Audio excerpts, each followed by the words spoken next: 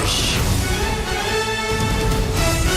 Thank you, Donald, and good evening, everybody. Well, a dramatic press conference at 10 o'clock this morning. 7 Labour MPs appearing to resign from the party and form a new independent group. And don't say that it hadn't been trailed, because it had.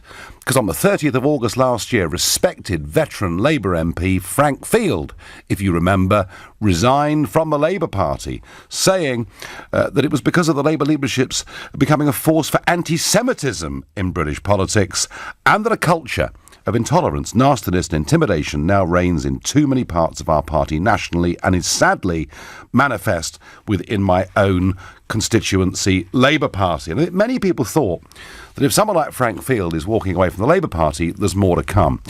So today wasn't a complete surprise, but none of us knew how many people would be involved.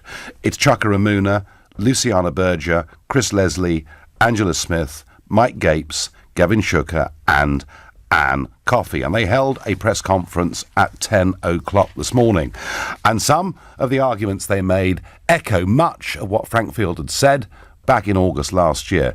We begin with Luciana Berger, and frankly, almost her revulsion at what the Labour Party has become. I cannot remain in a party that I have today come to the sickening conclusion is institutionally anti-Semitic.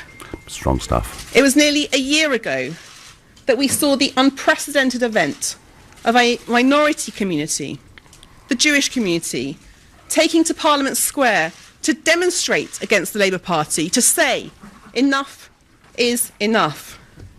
And yet since then, despite a mountain of evidence, we have only seen the situation of racism against Jewish people get worse. Well, it couldn't really have been stronger, could it, from her perspective? It's about anti-Semitism. She is Jewish herself, and she's revolted by what she sees the Labour Party as having become. Chuka Umunna, who really was the leader of this group, and by far the most senior of this group, and I would say without doubt, the only one of these 7 who actually is really a household name. This is what Chuka had to say about the group. You can't change the status quo if you're going to, if you like, rejoin it. So there are going to be no mergers. We are not going to go and join the Liberal Democrats. Let's be absolutely clear about that. We are saying there needs to be a new offer and a new alternative. And if there are other members of Parliament, regardless of their political party in the House of Commons, who identify with and share our values, we're inviting all of them to go independent and join our independent group. But this has to genuinely be something new. So Chuka there saying you can't change from within, which is very much the view I took on the European Union, of course. And they've launched their statement of intent, their statement of independence is what they've launched. It lays out their values as social democrats. It basically says, look, we're very nice people and we want a more prosperous country and a safe country and respect the rule of law.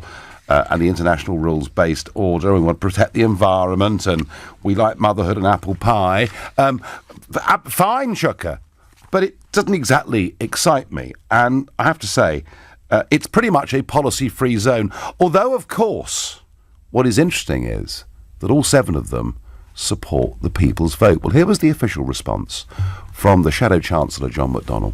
So I'm disappointed, but all of these MPs stood on our manifesto in 2017, Jeremy Corbyn's manifesto. They all increased their majorities. Now they're on a different platform. So the honourable thing, the usual thing for them to do now is to stand down and fight by-elections back in their constituencies. Well, there's a thought. I mean, Chuka, if you and the rest of the gang support the people's vote, well, why not have a people's vote? Why not stand? Why not stand in by-elections saying you will go back to Parliament to fight for a people's vote, a second referendum on Brexit? But I don't think somehow that is going to happen. Maybe I'm wrong. I don't know. And I have to say, I'm old enough to remember back in 1981, a similar fracture from the Labour Party, but some big differences. The differences are, when the SDP was formed, it was 18 months in the making, and it was a fully fledged political party. This is just a group of independents. They're not a political party. They haven't applied to be one. They're hoping, I think, to get, people like Ken Clarke, maybe, and Anis Soubry from the Tories, and they're hoping to grow, but they're not a political party. The SDP was. I would also say this, that whether you agreed with their politics or not, you know, Roy Jenkins was a senior member of that group back in 81. And Roy Jenkins had been a Chancellor of the Exchequer, a Foreign Secretary, and he'd been the President of the European Commission, the job that old Juncker has got at the moment. I mean, Jenkins was a giant. David Owen had been the youngest Foreign Secretary in 150 years and clearly very accomplished man. Shirley Williams, well, in many ways, you know, one of the sort of handful of female politicians who'd made a massive impact on British politics, and Bill Rogers IV, who'd been a Labour cabinet minister. These were four, I think it's fair to call them big beasts. And I don't think, frankly, any of these seven are big beasts. I was also struck that the microphones didn't work terribly well. It all looked a bit amateur. The 7 speeches between them were a bit long and rambling. I mean, this was the SDP. This was Roy Jenkins back in 81. It becomes the Social Democratic Party. It is the biggest break in the pattern of British politics for at least 60 years, for 2 generations. It was well planned, and within days, the SDP had a really massive approval rating in the country. Now, as it was, they headed up to the 83 election. They tried to break the mould of British politics. They got damn close to it, but they didn't quite get there. But kind of what they did do, in a sense, was they laid the social democratic basis effectively for Blairism, which came along a few years later. I didn't see that today. So I don't think today's event of itself was quite as seismic as Chuka Umunna wanted it to be. It looked a bit amateur, and we'll come on a bit later in the programme to Angela Smith's contribution today, which we can have a sort of slight smile at. But I believe very strongly that what you saw today is a symptom that two-party politics is fragmenting. That's what I believe in. And fun enough, Vince Cable was on with Eddie Mair just a few minutes ago, and this was Vince. British politics is changing. The 2 big parties we're used to are now beginning to fracture. I don't agree with what Nigel Farage said, actually, a few months ago about just say that again. Go on. I agree with what Nigel Farage said a few months ago. The political system is fracturing. There you are, so the leader of the Liberal Democrats twice in a few seconds said he agrees with me.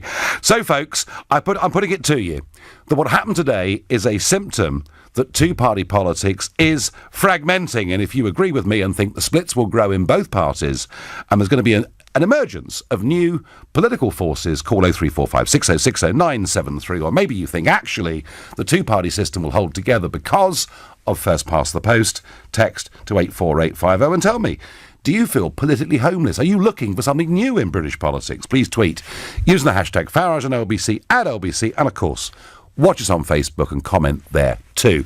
Andrew is a caller from Colchester. Good evening, Andrew. Good evening, Nigel. So, was today a symptom of fragmentation, or is it my imagination? Yes. No, I completely agree with everything you're saying. I think there is fragmentation because the British public are crying out to be better represented.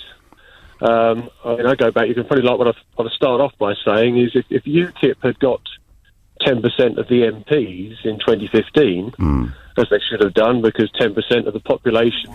Well, nearer 13%, Andrew, but anyway, but that's by the by. Yeah. If they'd have got that, you'd have had much more pressure that you'd have been able to put onto David Cameron during that time. That would have been not more pressurised in parliamentary level, whereby you never quite know how you'd have actually been able to work things within the UK government and with the EU. Instead, we've gone down this referendum that's caused this massive division in the country, and a lot of fighting. Now, I think if people had actually felt more represented, you wouldn't have had all this particular bitterness. That may be true. That may be true. I mean, I do think, Andrew, that the first past the post system is out of date. I mean, I sense, actually, even in Parliament, half the Labour MPs and half the Tory MPs don't really like their own party, but they stick with it as a means of getting re-elected. So big change to come, Andrew, in your view. Yeah, absolutely. I think the people need to feel more represented. There's not enough choice on the ballot paper. I'm homeless as regards voting. I turn up on every general election. I don't want to vote for my MP He'll win by a mile in the constituency I live in. And yet, is that a healthy democracy? No, To Andrew. feel that there's no point in turning up and your vote Andrew, is wasted? it's not working anymore. It's broken down. Thank you. Moving on to Sean from Horsham. Good evening, Sean. Oh, hi, Nigel. The way I see this is it's an attempt by Blairism to effectively win back the centre, to try and bring back what I see as what he called the third way, but in effect, he brought in a lot of corporate power into off the back of government funding. So we had PFI and we had academy schools and the abuses that have been adopted now by the Tories in relation to that. Now, the way I see this is you've had people tonight on Eddie Mair's show. You had Blunkett, one of the architects, along with Mandelson, Straw, Hattersley, Campbell, as the sort of neoliberal cartel of has-beens, and you've let them come on and effectively smear. The guy on Eddie Mair's show before was from Momentum. He was actually a mild-mannered liberal, okay, and yet here we are being called, defence of Russia, which is rubbish. We don't defend Russia, and a revolutionary sect, and that Corbyn's a security risk. It seems like LBC always want to bring on a Sean. Okay, I'll tell you what we're going to do. Let's peel that away. And let's not use any of those adjectives. But should we say this, and I know you're a Labour Party member, should we just say this? There is a massive split in the Labour Party between Social Democrat Blairites and Socialists. Yes, that's fine. But I mean, Angela Smith, for example, and water privatisation and fracking, and the fact that their new website was registered in Panama for this new company, the Independent Group. Let's not get into that, Sean. Sean, what Labour Party do you want? Do you want Jeremy Corbyn's Labour Party? Do you believe that's the right place for you to be? Absolutely. I want, again, but going back to Blunkett's words before, he was effectively putting down the whole of the Corbyn project as rubbish by saying that he agrees with some of it. I think there's nothing there in those policies that people shouldn't be following. They're all good policies. It's motherhood and apple pie is what they were talking about. But Sean, let me just ask you one last quick thing. Do you accept that with the kind of ideas on taxation and many other things that are supported by McDonnell and Corbyn, that you simply cannot win a general election? I don't. I've been studying modern monetary theory and understand that new money doesn't actually come from. That wasn't my question, Sean. Yeah, there's a lot of good economists, like say Mariana Mazzucato, who talk Sean, about. I'm talking about people out there who are busy earning a living, bringing up their kids, paying their mortgages. Who don't study economic theory, don't read heavy political books. They just decide who's the right person to vote for at the next general election. And I think McDonnell and Corbyn, with some of their hard left policies and momentum support, actually put off as many as they attract. Hard left. They're not hard left. Absolutely not. All right, Sean, you've mounted a sturdy defence. You're listening to the Nigel Farage Show here on LBC at 6:16, and time for the news headlines with Philip Chrisicott. At 7 Labour MPs resign the Labour Party and form an independent group. I'm asking, is this the problem just of the Labour Party? Because clearly they're in trouble and vicious infighting and words being said against each other today. Or is it a broader problem? Is it a symptom actually of a fragmentation of what's happening in politics? Could this indeed happen to the Conservative Party? Is it in many ways that British politics just can't cope with Brexit? And yep, sure, they talked today, the 7 that left, about, just as Frank Field had done in August last year, they talked about the growth of anti-Semitism within the party, they talked about the hard left takeover, but also behind it all is all 7 of them have been supporting a people's vote, but not for themselves. These 7 rebel MPs want to have their cake and eat it. They refuse to fight by-elections. Well, I know, James, that's absolutely right. No by-election, double standards. Come on, be honest with us, says Mandy in Islington. Well, Andy says, can none of the above be put on the general election paper? Do you know, Andy, in the second round of the French presidential election, and that was a runoff between Macron and Marine Le Pen, a stunning 5 million French voters wrote no confidence in any. Actually, I think what they wrote was quite a lot ruder than that. But 5 million of them turned up to spoil papers. So you can, if you want, Andy, spoil a paper. But I just wonder, given the way politics is and how so many people feel homeless, I wonder whether by the time the next election comes, there'll be some more choices. I'll make another prediction. We had a ridiculous referendum on changing the voting system half a dozen years ago. It was for an AV system. It was actually preferential, not proportional. Goodness knows how Clegg ever agreed to that. But I will make a prediction. You will see a lot more people now campaigning for electoral reform in this country. You know, previous caller we had said, doesn't matter how I vote, it's a safe Tory seat. And I think something like AV Plus, where you have 2 ballot papers, at least you would feel living in a safe Labour or safe Tory seat, there was a second vote you could use that would actually help towards getting someone represented. And then what we'd have is a parliament where any view that wasn't just a complete fringe minority would have representation in Parliament. It would be a lot healthier for our politics. Old people tell me, but Nigel, it would mean coalition government. And wouldn't that be awful? But you know what? Germany's had coalitions ever since 1945, and they've done, I think, really rather well. So, is British politics fragmenting? And is Labour now the nasty party? I'm going to go to Nathaniel in Dover. Good evening, Nathaniel. Good evening, Nigel. Yeah, this is a bit of a, it's one of them where it's confirmed my feelings towards the Labour Party. A bit of a background for you, Nigel. I'm actually a councillor down here in Dover District Council. Well, I'm on long-term sick. I got very, very unwell in July with my mental health. That's awful. But I was a Labour councillor up until a fortnight ago, until I rescinded my membership. Oh. Because a fortnight ago? Yes, literally 2 weeks ago, I wrote to the regional party saying, you didn't support me when I needed your help, when I had problems with my mental health. I've witnessed first-hand bullying of the only member of the Labour group who actually helped me. He was bullied and forced out of the Labour group down here in Dover. On some many disgusting points, actually, the way they treated it. Also, I've reported anti-Semitic, views and comments from Labour members which weren't dealt with. I actually got an email from Labour Party HQ not considering a Labour member with a YouTube channel, Sieg Heilin, as anti-Semitic. Nathaniel, tell me, in your opinion, are Momentum a nasty lot? If you don't agree with them, they make things very difficult. Whilst I actually share some political views, I do not, and I absolutely detest the way they carry themselves forward, because my attitude's been, you know what, I may not agree with you, but I'll listen to your point of view because I may learn something. Do you blame, Nathaniel, do you blame the Gang of Seven, then, for resigning the whip today, or do you completely understand why they've done it? I think they could have done it better. Instead of making it into a big whole PR exercise which has got people on their backs, I think they could have carried it better. It's been a long time coming, but personally, Nigel, I think the whole British political system is now unsustainable. Yes, I agree. And I actually think it's a good thing, because it's not binary.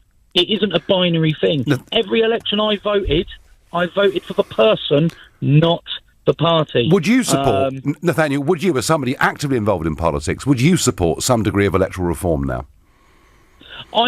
Since I've come out of doing A-levels in college many years ago, I've always been for proportional representation. Okay. The Italian system works really well. Do you know what? If we had it, the parties would bust apart tomorrow. Nathaniel, thank you very much for that personal testimony. I'm sorry about the problems that you've had. And lots of you feeling really quite angry at the lack of by-election. It's a bit rich of Labour saying that the 7 deserters should resign and stand in by-elections because they're not representing their constituents who voted Labour. What about the other Labour MPs who are not representing their constituents who voted to leave the EU? Robert in Wolverhampton, you have made a very good, strong point. Mind you, in a couple of weeks' time, there could be a lot of Conservatives saying much the same thing if Brexit's not delivered. Let's go to Anton, a first-time caller from Clapham. Good evening, Anton. Hi, Nigel. Pleasure to speak to you. So, is British politics on the verge of fragmenting?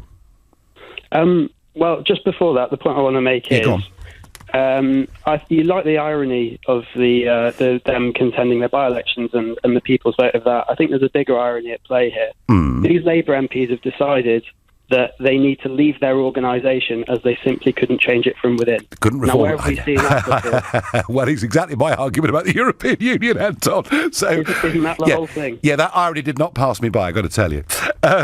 So the state of British politics, Anton, are these parties going to hold together? Is the electoral system, if it's not changed, going to hold them together? Or are we in for, almost a realignment of British politics? I think that the way it's set up now with proportional representation, that will afford the two major parties a buffer, and they will eventually, I think, realign with the popular views in this country. So I think before there can be huge electoral reform, we're more likely to see the parties actually realign with the way the British public sentiment. And how would that manifest itself then?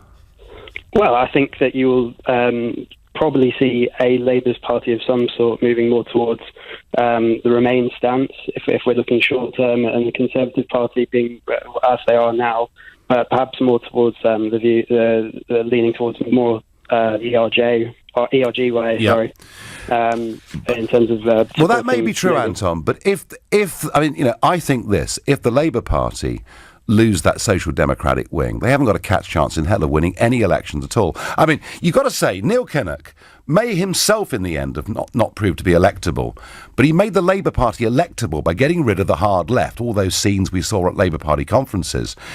Is there not some truth, Anton, to the idea that the hard left have now hijacked the Labour Party?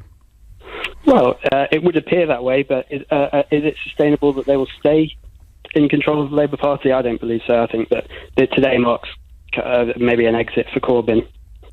Could be. Anton, fascinating. Well, I have to say, folks, I thought that today's launch was amateur in the extreme, and one of them, Angela Smith MP, she was the lady who last week tried to hand in the People's Vote petition to Labour HQ and got turned away at the door. But her performance today was amateur in the extreme, and we'll look at that in a moment. But for now, you're listening to The Nigel Farage Show here on LBC, and it's 6:30 and time for the news with Philip Chrysikos. Labour's in trouble as 7 Social Democrats, because that's what they are, break away today from the Labour Party and form their own independent group. It's bad news for Labour, but I also think it's bad news for the existing two-party structure. I think people want something new and something different. Now, I've said already that I thought the launch was a bit like amateur hour. Well, I've got to tell you, folks, it got worse and worse and worse, because just 2 hours after resigning from the Labour Party, saying that it was riddled with anti-Semitism and racism, Angela Smith, who is a Labour MP from the city of Sheffield, appeared on Politics Live, and this is what she said. This is a really incredibly important debate, and we need to work through it rather than running away from it. I understand that. And I would add to the argument made to say that a white working class woman finds life hard enough. A BME working class woman, and this is the gender aspect, will find it even harder. But it's not just about colour. I mean, the recent history of the party I've just left suggests that it's not just about being black or a funny, different from the BME community, but the Jewish community equally. The Jewish community equally suffers the same kind of cultural alienation. Oh dear, oh dear, oh dear. Let's listen to that again, shall we? This is Angela Smith talking on the BBC. The recent history of the party I've just left suggests that it's not just about being black or a funny, different from the BME community, but the Jewish community. This is not good. A funny what? A funny tinge. A funny tin. And then she stopped. But she's talking about people who are a funny tinge. Not good when you've just launched a group that's against racism. So, what did Angela Smith, who before today wasn't very well known at all, let me promise you something, she's about to get very well known indeed. So she decided that what she'd do is she'd do a face-to-camera apology. I've got to tell you, folks, it looks like a hostage video. It is just appalling. Here she is apologising. I've seen the clip on from Politics Live. I'm very sorry about any offence caused. And I'm very upset that I misspoke so badly. It's not what I am. I am committed to fighting racism wherever I find it in our society. When in a hole, stop digging. I promise you this, and I called it the hostage video, that's what it looks like. It is so low grade and low quality. You don't know whether to laugh or to cry. Certainly you want to cringe. Go to lbc.co.uk to see the Angela Smith apology, or as I'm calling it, hostage video. lbc.co.uk. It is truly cringe-making, so not a great start, but... as I say, Angela Smith now will be a lot better known than she ever was before, just not necessarily for the right reasons. So, Labour is in trouble. Is British politics about to fragment, or is the first past the post system, if it's unreformed, going to hold it together? I think big change could be very, very close. I think Brexit is the main reason for that. But on top of that, Labour has this problem that the unelectable hard left are now in control of the party. That is what I think. If you disagree with me strongly, call 0345 6060 973. I'm going to Harwich to speak to Simon. Good evening, Simon. Hello, sir. Nice to speak to you again. Yes, now you're the Labour man from up there, aren't you? Yes, yeah, I'm one of them. I'm a Labour councillor. Yes. I am worried about this split because of the fact how many more people will split, and it's not just MPs. We have Welsh AMs, we have Scottish Ministers of Parliament, we have Labour councillors up and down the breadth of this country. That's what worries me. How many more people are going to... Simon, how long have you been in the Labour Party? 10 years or so more. 10 years or so. I'm a trade unionist. As well, sir. Do you remember, Simon, are you old enough to remember, the real hard left disrupting Neil Kinnock's conferences back in the 1980s? Oh, I'm 38 this year, but right. My dad was with the National Union of Railmen, but he wasn't hard left, and I'm certainly not hard left. In fact, I campaigned to leave the EU. But there you go. I'm not a pariah or anything like that. I suppose I'd be called a moderate in the Labour. A moderate? Well, very good. The point, Simon, I'm making is that Labour was completely unelectable in the late 80s into the 90s because the hard left had taken it over. And Neil Kinnock, who I'm not a big fan of, but he did actually stand up and fight the militant tendency, and he won a great victory, and he paved the way, for first Smith and then Blair to make the Labour Party electable. The point I'm making, Simon, I'm fully aware of the militant tendency, and then it became the Socialist Party and everything else. But here's the point, Simon. Here's the point, Simon, that, you're a moderate. These people that have left, OK, unlike you, they're all pro-EU, but they would identify themselves as being Social Democrats. If that wing leaves the Labour Party, it's got no chance, has it, at the next election? No, it all depends. I mean, you look at the change in demograph as well and things like that for the future. There seems to be more students and that back in the Labour Party, and historically you have people like older people, 60 plus, not all the time, but voting Conservative, things like that. And then you've got your new Brexit Party. Where's that going to play out as well? Is that going to split the vote with the Eurosceptics with UKIP and things like that? Seems to be very uncharted waters we're in. Well, that's my thesis tonight, Simon. My thesis tonight is what you saw today is a symptom of perhaps a big change in British politics. Simon, thanks for your call. And Simon, their Labour councillor, worried it's not just MPs. He thinks other elected Labour officials from around the country may well give up the ghost. David says these Labour renegades will take the focus off Brexit, which Theresa May will be happy about. Yeah, for 24 hours, David, don't worry. Brexit is coming back. It certainly hasn't gone away. If Corbyn resigns the Labour leadership, could you see the Indy 7 flocking back to the Labour Party? Tom from Southend-on-Sea asks me. I think the problem is deeper, Tom, than just Corbyn and McDonnell. I think what's happened is, a very large number of new members have joined the Labour Party, and they're very, very far to the left of what Labour has been for the last 30 years. Gary is calling from Weybridge. Good evening, Gary. Good evening, Nigel. So how much trouble is Labour in, Gary? Not enough, unfortunately. Not enough. Up and down the country, the demographics of Labour has changed. What used to be working class areas and of heavy industry are something rather different today, and that rather feeds an anti-Semitic dynamic within the party. The bigger problem for Labour is the change of rules for leadership that Miliband brought through. So the PLP, the Parliamentary Party, and the trade unions have been neutered, and the power now sits purely with the membership. And the consequence of that is the membership has always been the more radical element of the Labour. I think all parties, Gary, all parties are a bit like that. I think. No, absolutely. But if you put all the power there, Labour used to be an interesting balance between the trade unions, the PLP, and the constituency parties. That it's always like the Titanic with all the wellheads removed. The water's just flushing all the way through the boat right now. And Gary, have you been a Labour supporter yourself? I've been a member. I was a member and an officer of the party but that was some time ago. And as a Jewish member, the anti-Semitism is not a new thing.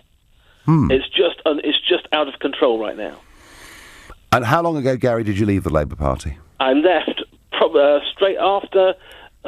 Shortly after Blair became Prime Minister, but I've been a member since I was 18, so it's about a fair bit of time.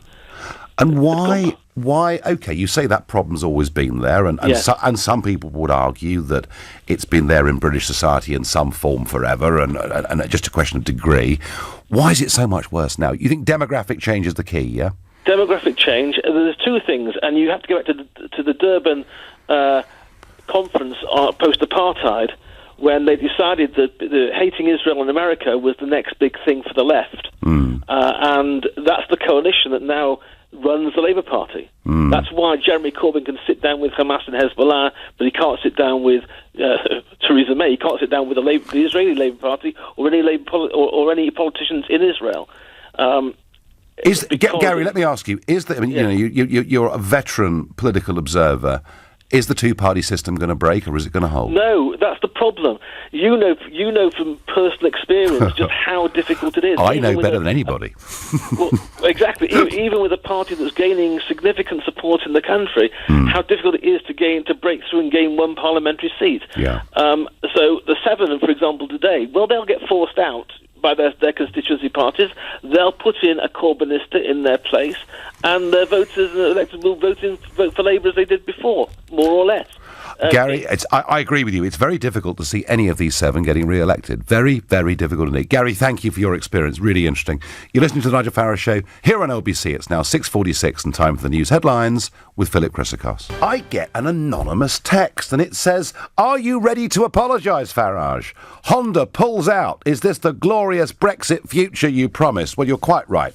There is an announcement today that Honda will be pulling out of Swindon with the potential loss of 3,000 jobs. But both the MPs have both said pretty much the same thing, that this decision is based on global trends and not Brexit, as all European car market production is going to consolidate in Japan in 2021. I'd also point out to you that much of the problem in the car industry in this country, not so much Honda but many of the others, is because it was the British government who told us you've got to have diesel cars because they're better for the environment. So we all started buying diesel cars. Firms started manufacturing cars with diesel engines. Oh, and now we're told actually it's worse for the environment. There you are. Never ever trust government. But whoever you are, let me point this out to you, if you like.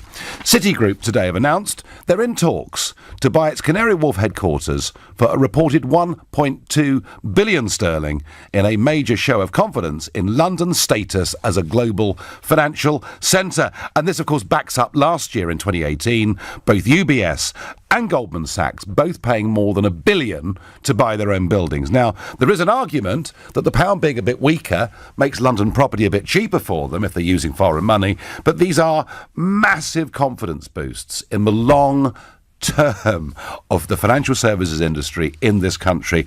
But I promise you something, folks.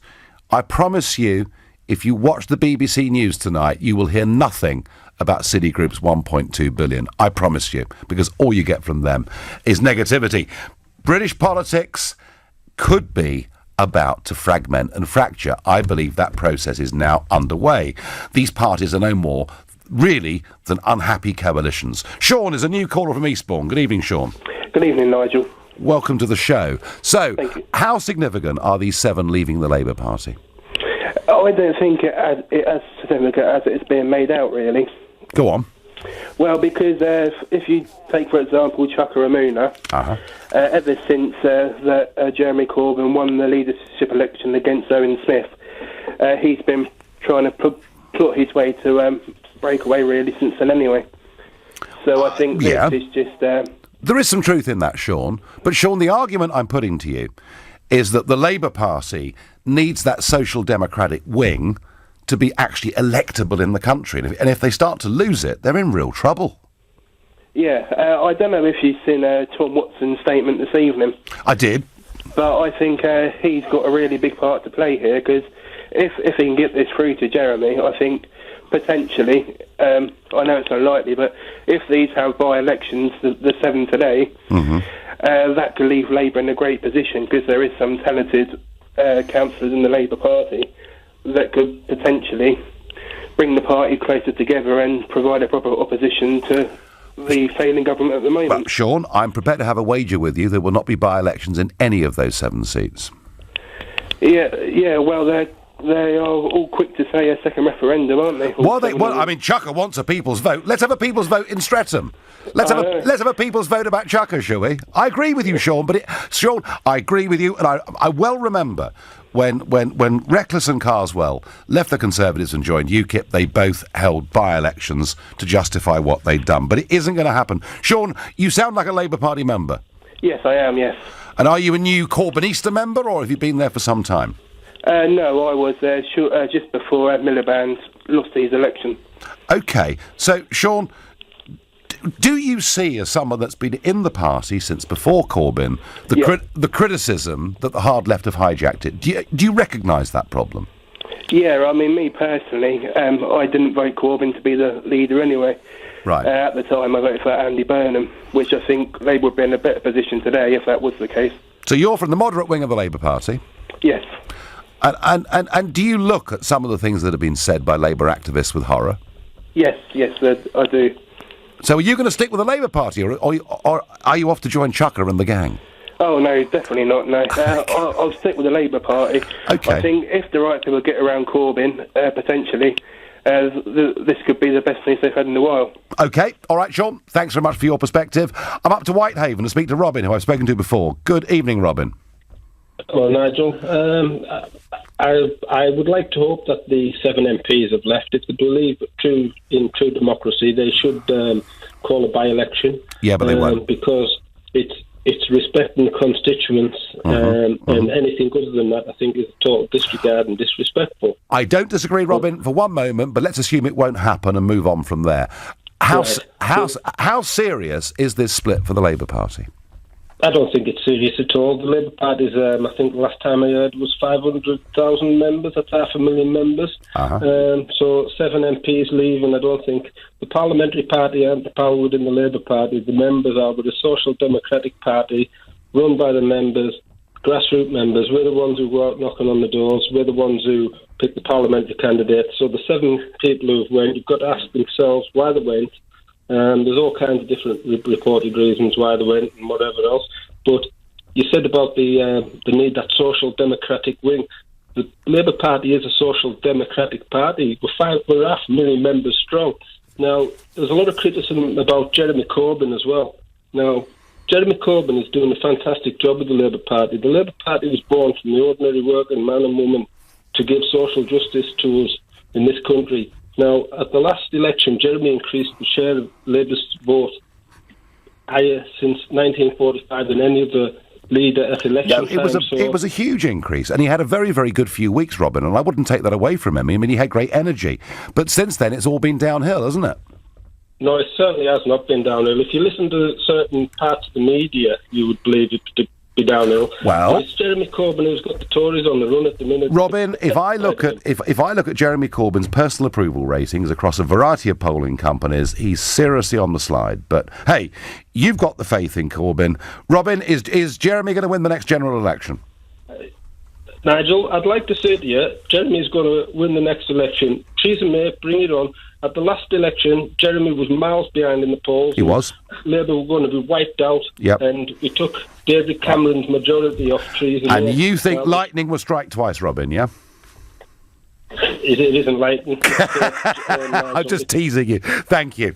Well, I'm going to finish tonight because you could have knocked me down with a feather, and that was the interview that Eddie Mair did earlier with Vince Cable. Let's hear it again. British politics is changing. The two big parties we're used to are now beginning to fracture. I agree with what Nigel Farage said a few months ago about just say that again, go on. I agree with what Nigel Farage said a few months ago, that the political system is fracturing. I agree with Nigel. Well, you could knock me down with a feather. I'm going to have to go off and have a glass of something, I think. But do you agree with Vince? Rarely, but I like him. He's a very civilised human being. And I think, actually, part of today's split in the Labour Party was about the lack of civility in politics today. And I can disagree with Vince, but you know what? Sit down and chat with him, and I like him. I'm back tomorrow evening. At 10 tonight is Tom Swarbrick, but as you already know, up next is Ian Taylor. Nigel, thank you very much indeed.